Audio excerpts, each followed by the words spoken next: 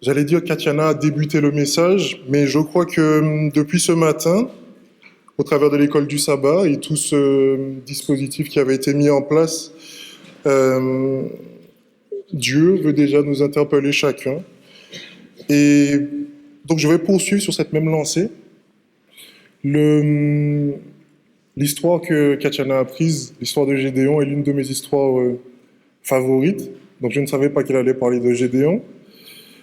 Euh, mais si moi je suis là ici aujourd'hui, encore, dans cette église, et que je peux être devant vous aujourd'hui, c'est parce que Dieu m'a gardé au sein de son église. Nous allons prier avant de débuter.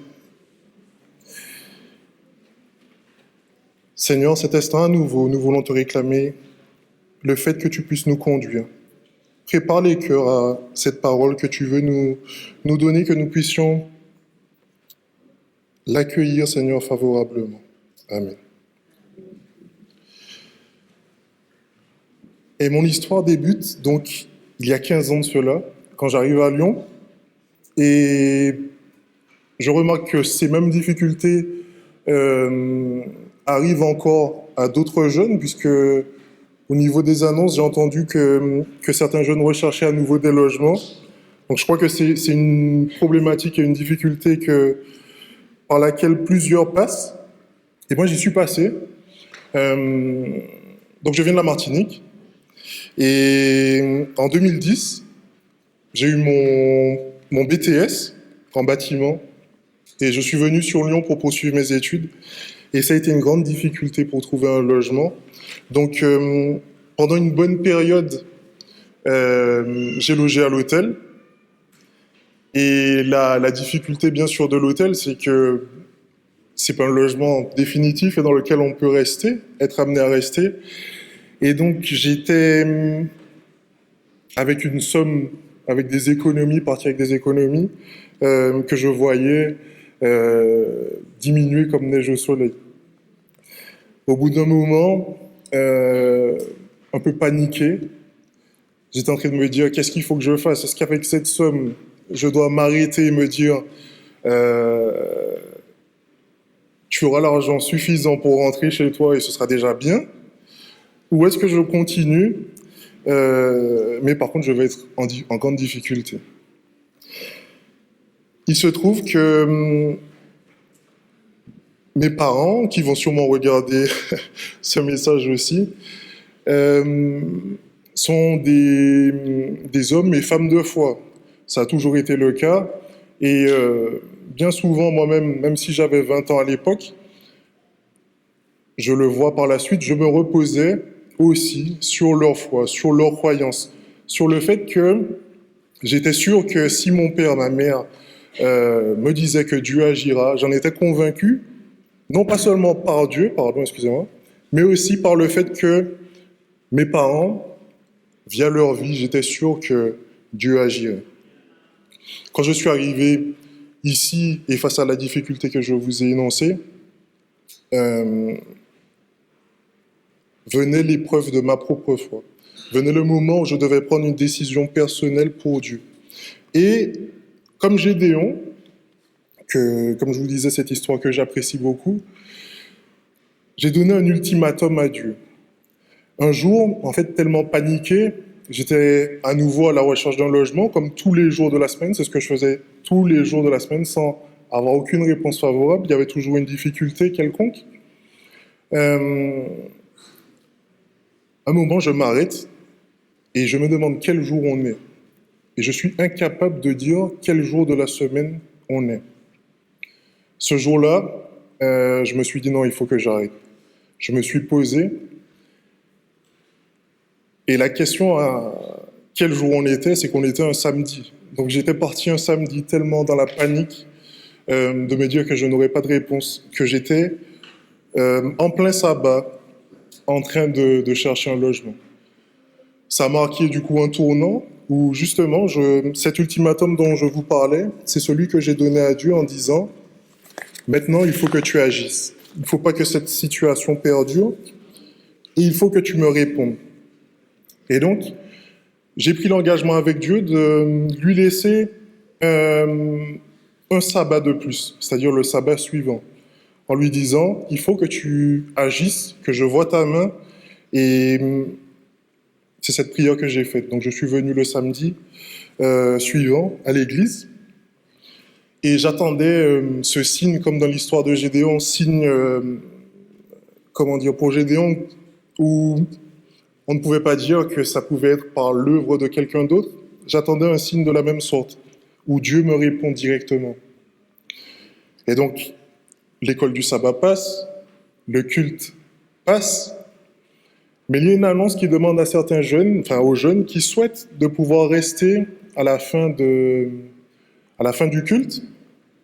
Et donc je me dis pourquoi pas, est-ce que c'est ça, puisque je n'ai vu aucun signe avant, rien en tout cas qui m'a interpellé, donc je décide de rester là avec quelques jeunes à la fin du culte en me disant, Seigneur, tu vois, tu sais que si je franchis cette porte qui est à ma gauche, ce sera la dernière fois que je viendrai dans ton église.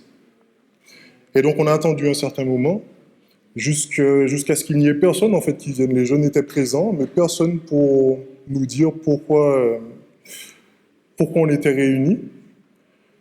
Et donc je commence à me lever, donc là avec un certain poids en me disant, ça fait quelque chose. Je vais pousser cette porte et je suis convaincu que c'est la dernière fois que je vais la pousser, parce que Dieu ne m'a pas répondu. Et donc je me lève, quand j'entends derrière moi la voix de quelqu'un qui est bien connu ici, je ne vais pas le citer,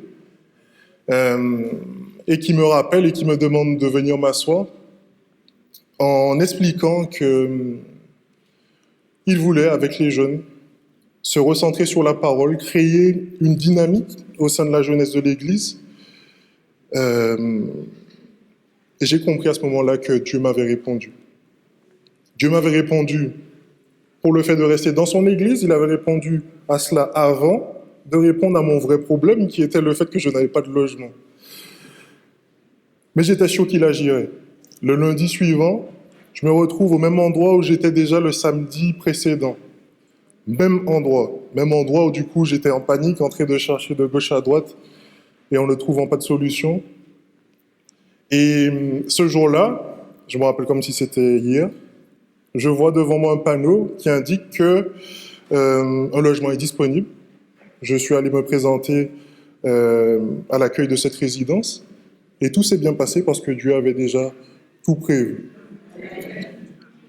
Amen. Le thème du partage du jour, c'est une relation salvatrice, une relation qui sauve, une relation qui mène au salut. Le trimestre d'études de la leçon de l'école du sabbat était en lien avec le sujet de la prophétie. Et donc plusieurs notions ont été abordées durant ce trimestre. Et je voudrais vous poser la question, quand on vous parle de prophétie, à quoi vous pensez? Quels mots vous viennent à l'esprit quand on vous parle de prophétie? Si je peux avoir des réponses. Prophète? Les choses à venir, oui. Fin du monde, oui. D'autres réponses? Révélation? Ok. Donc tout ça, ce sont des bonnes réponses. Moi, j'avais noté la notion de reste, la notion de peuple du reste. Le fait d'avoir un choix, d'avoir une prise de position. La notion de temps aussi, comme la sœur l'a dit. J'ai mis aussi la notion de jugement. On va développer un peu aussi cette notion. J'avais noté la notion de conflit, mais surtout un grand conflit. Et donc, nous allons voir les origines de ce grand conflit dans Apocalypse 12.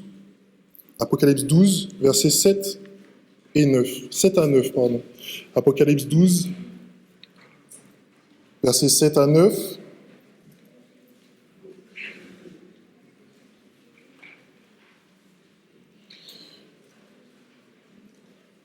Donc on nous dit ici, « Et il y eut guerre dans le ciel. Michel et ses anges combattirent contre le dragon, et le dragon et ses anges combattirent. Mais ils ne furent pas les plus forts, et leur place ne fut plus trouvée dans le ciel. Et il fut précipité, le grand dragon, le serpent ancien, appelé le diable et Satan, celui qui séduit toute la terre. Il fut précipité sur la terre et ses anges furent précipités avec lui.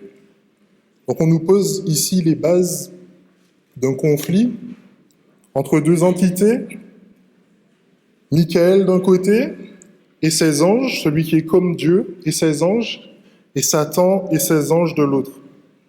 On nous dit que ces derniers ne furent pas trouvés les plus forts et furent alors expulsés et précipités vers la terre. Nous allons poursuivre dans Genèse 1 au verset 31, où Dieu fait un constat. Donc on en a parlé aussi, nous l'avons chanté aussi également lorsque nous avons ramassé la dîme et les offrandes, ce Père créateur. Et donc, Dieu dit ceci dans Genèse 1, 31, Dieu vit tout ce qu'il avait fait, et voici, cela était très bon. Ainsi, il y eut un soir, il y eut un matin, ce fut le 6e jour. Dieu lui-même posa le fait qu'à la suite de sa création, tout ce qu'il avait fait était très bon. À la suite de ce texte, on a un texte qui est très important pour nous et qui est la raison pour laquelle nous sommes ici présents, qui est Genèse 2. Genèse 2, versets 2 à 3. Dieu acheva au 7e jour son œuvre qu'il avait faite, et il se reposa au 7e jour de toute son œuvre qu'il avait faite. Dieu bénit le 7e jour et le sanctifia et le mit à part, parce que qu'en ce jour, il se reposa de toute son œuvre qu'il avait créée en la faisant. Amen. S'ensuit le récit de la tentation, Genèse 3, 15.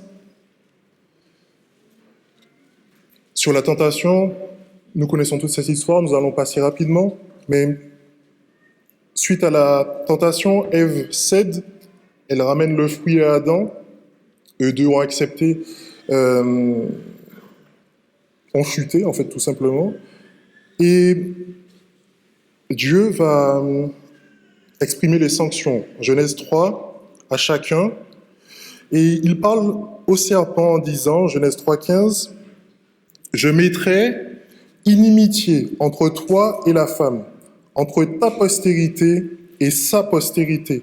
Celle-ci t'écrasera la tête et tu lui blesseras le talon. » Là où ils étaient venus pour entendre la sanction que Dieu apporterait, Dieu laisse entendre qu'il y a déjà un plan, quelque chose destiné à amener une espérance en eux, le salut.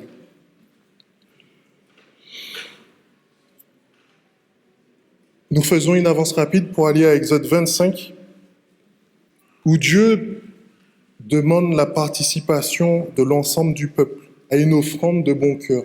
Exode 25, au verset 8.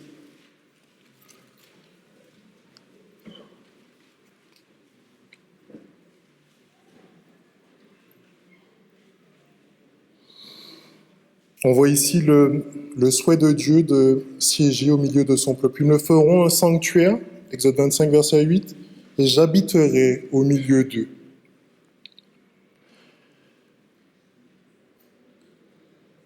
L'arche était la représentation même de la présence effective de Dieu au milieu de son peuple. Nous allons relire ensemble le texte de base, donc 2 Samuel 6, versets 1 à 7. 2 Samuel 6, versets 1 à 7. Donc bien sûr, nous avons sauté quelques étapes. Si vous voulez reprendre ces textes, en 1 Samuel 5, on voit que l'arche a été prise par les Philistins. Et donc on arrive à 2 Samuel 6, où nous allons relire 2 Samuel 6, verset 1 à 7. David rassembla encore toute l'élite d'Israël au nombre de 30 000 hommes. Et David, avec tout le peuple qui était auprès de lui, se mit en marche depuis Baal et Juda pour faire monter de là l'arche de Dieu devant laquelle est invoqué le nom de l'Éternel des armées qui réside entre les chérubins au-dessus de l'arche. Ils mirent sur un char neuf l'arche de Dieu et l'emportèrent de la maison d'Abinadab sur la colline. Uza et Akjo, fils d'Abinadab, conduisaient le char neuf. Ils l'emportèrent donc de la maison d'Abinadab sur la colline. Uza marcha à côté de l'arche de Dieu et Akjo allait devant l'arche. David et toute la maison d'Israël jouaient devant l'Éternel de toutes sortes d'instruments de bois, de cyprès, des harpes, des luttes, des tambourins, des sistres et des cymbales. Lorsqu'ils furent arrivés à l'ère de Nacon, Uza étendit la main vers l'arche de Dieu et la saisit parce que les bœufs la faisaient pencher. La colère de l'Éternel s'enflamma contre Uza et Dieu le frappa sur place à cause de sa faute. Uza mourut là, près de l'arche de Dieu.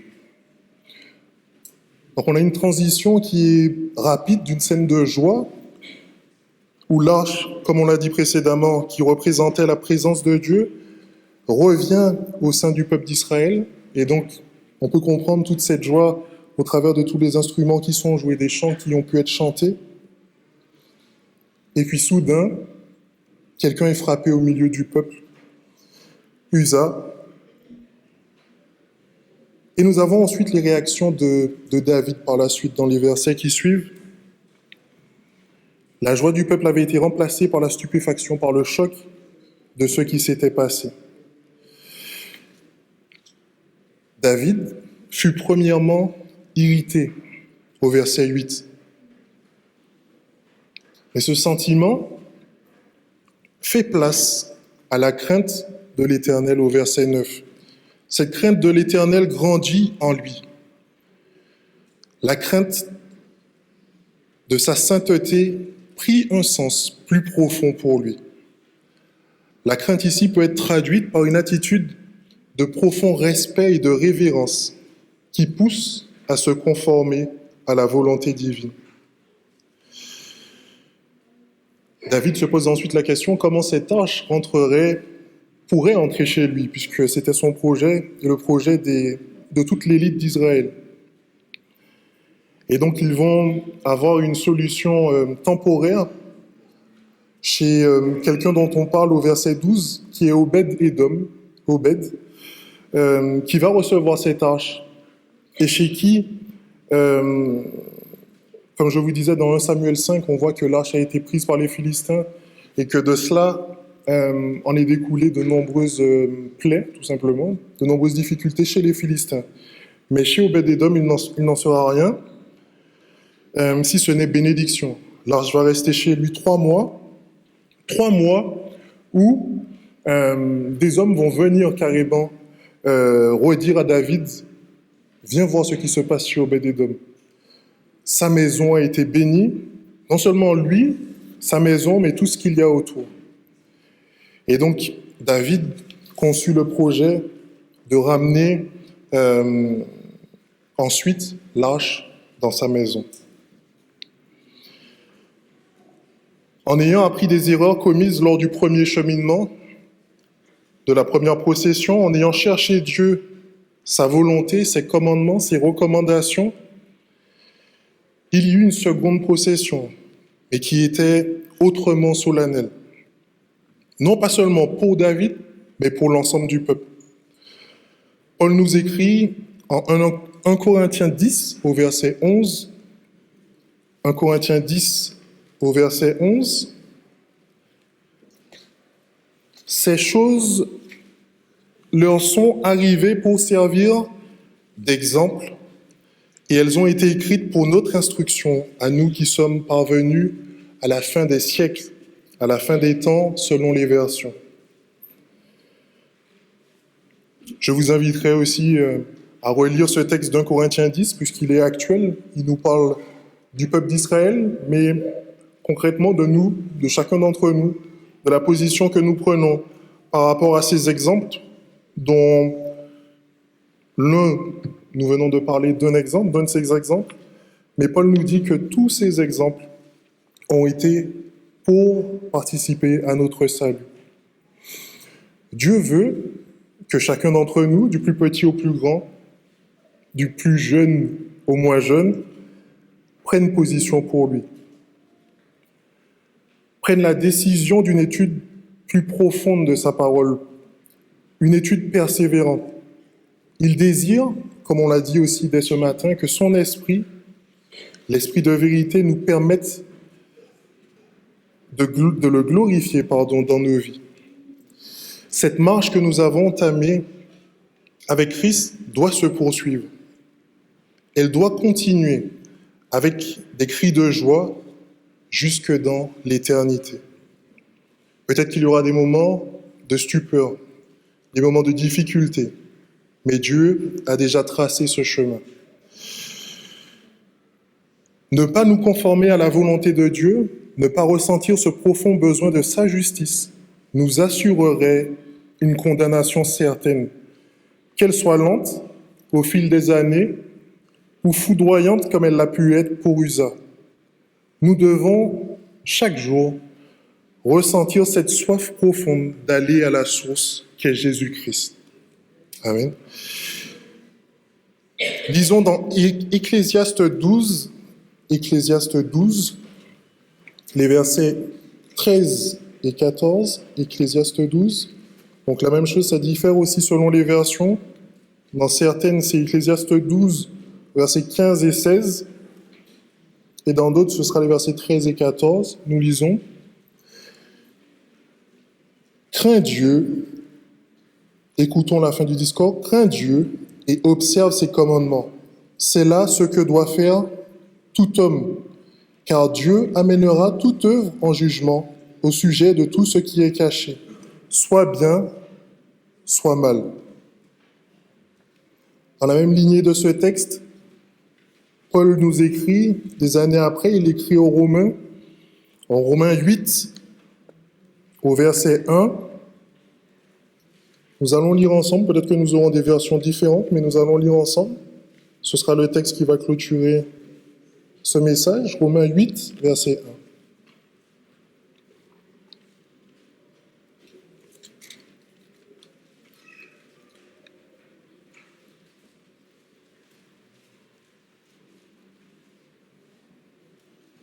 J'entends des pages tourner, on va attendre encore un petit peu.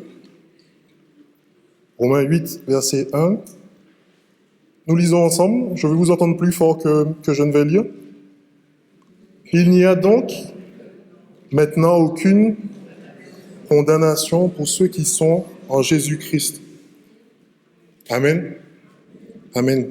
Il y a une précision en Louis II qui nous dit « Ceux qui ne vivent pas conformément à leur nature propre, mais conformément à l'esprit. » Je n'ai pas prévenu Georges, mais je voudrais qu'il puisse s'approcher, puisque nous sommes dans le cadre du 13e sabbat. Et puis ça peut être un moment particulier pour nous. Peut-être que nous avons fini une année scolaire, une année universitaire. Et je voudrais que ce soit aussi le moment de la possibilité d'un nouvel engagement aussi avec Christ. Peut-être que nous allons partir en vacances, que sais-je. Peut-être que nous n'allons plus être sur Lyon. Mais que nous puissions prendre le temps de demander à Dieu qu'est-ce qu'il voudrait faire dans nos vies. Nous savons peut-être dans les grandes lignes, peut-être que parfois nous résistons aussi à ces appels, mais nous avons à nouveau, en ce moment, l'occasion, une fois de plus, de prendre la bonne décision et de le choisir lui. Bon sabbat à tous.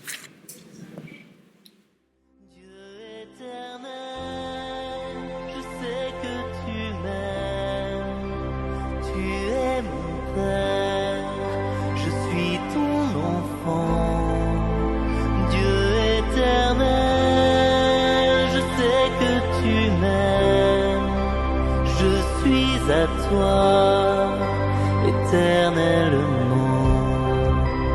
où donc aller, loin de ton souffle, où m'enfuirai-je, loin de ta face, je monte aux cieux, mon Dieu, tu es là, dans les abîmes.